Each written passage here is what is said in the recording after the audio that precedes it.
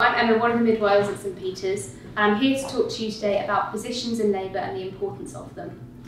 So positions in labour and staying active is really important in labour, as there's strong evidence to suggest that it can help with progressing in labour and also help the baby get into a good position.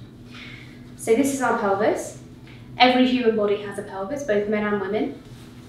This one is stood up like this, but when you're standing up, your pelvis is on a tilt like this. And again, your pelvis holds your uterus and your bowel and your other reproductive organs as well as your bladder. So baby sat down in the pelvis, and for 9 months it stays there until it's ready to be born. It's really important during pregnancy to try and get your baby into a good position, and there are certain ways that you can help what we call optimal fetal positioning. Ideally, in order to go into labour, we want this baby to have its chin tucked down. Put this down here.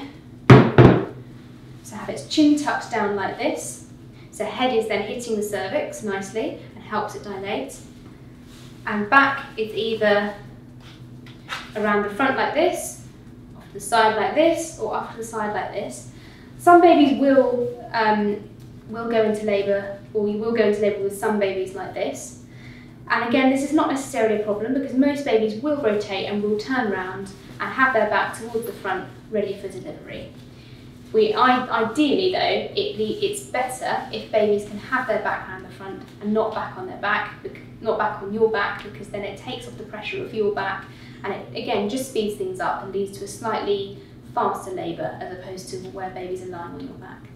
So some of the ways you can help this are through using a birthing ball, and I'm going to ask one of the other midwives, who's also called Emma, to come over and just demonstrate how this is used. So the birthing ball works by having you sat on it. Your knees are then lower than your pelvis, and again it also pushes out your spine. It pushes your spine inwards, which then means that your baby rotates its back away from your spine outwards, so its back lies against your tummy and not back against your back. Again, this can really help because you're more mobile on the ball than you are when you're stood upright. You can move around and you can wiggle your hips as well. Again, wiggling your hips helps this baby to navigate its way down through the birth canal and out toward the opening. There's a theory of thought that baby just used to be a passenger in labour. We actually like to say now that a baby is a player in labour, and the reason why we describe this is that because babies will often flex and turn and find the way that's most comfortable for them to descend through the birth canal, and they can do this more easily if you are moving your hips and if you are choosing lots of different positions that allow this pelvis to shift its bones and move around. The next thing that we can talk about is the birthing stool. So I'm going to ask Emma to sit on the birthing stool. Put the pelvis out the way. The birthing stool is a really good tool to use during labour. Again, it can help that baby descend down to the pelvis. This baby's head is very high, and again helps with dilatation and helps progress labour as well.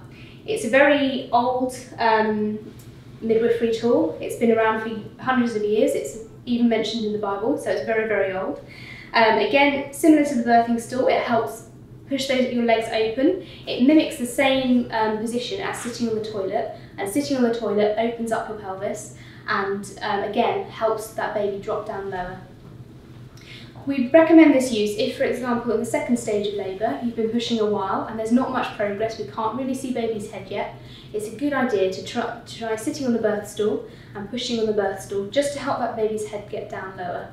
We don't recommend that you deliver on the birth stool because there's a slightly increased risk of tears on the birth stool. We recommend though that you use it just for getting baby's head down lower, and when we can see baby's head is down lower, then we'd recommend you get off the birth stool and we'll get you into a different position for delivery. The other positions that you can try for delivery are trying to be off your back and on your knees or on your side. And the reason for this is, so the pelvis is made up of 3 bones, and this bone here at the back is called the sacrum. Now the sacrum moves a lot during labour, and towards the second stage of labour it really gets pushed out so that baby can then descend downwards. However, if you're in a position, for example, lying on your back like this, that sacrum can't move as much as it normally could if you're in another position. So again, if you can, we try and get you off your back for delivery, and we try and encourage that you stay off your back during labour. So whether that's lying on your side, going on all fours, standing, or even just sitting, just to get the weight off that coccyx. So we have a beanbag here in the birth centre. I'm just going to get Emma to come onto the beanbag and just demonstrate how you could achieve that on your knees position.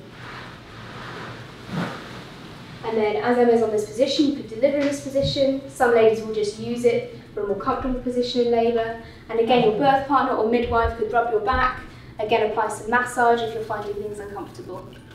So that sums up positions in labour.